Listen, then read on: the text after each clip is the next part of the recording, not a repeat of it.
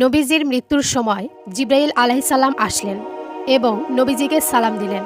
তখন জিব্রাইল আলাইহিসসালাম বললেন, ইয়া রাসূলুল্লাহ সাল্লাল্লাহু আলাইহি ওয়াসাল্লাম, আমার সাথে আজ একজন নতুন ফেরেশতা এসেছে, যে ফেরেশতা কোনো মানুষের কাছে আসার জন্য কোনোদিন অনুমতি চায়নি।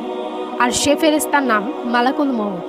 মালাকুল মউত রাসূল সাল্লাল্লাহু আলাইহি সাল্লামের অনুমতি নিয়ে রাসূল সাল্লাল্লাহু আলাইহি সাল্লামের জান মোবারকের কাছে এসে সালাম দিলেন।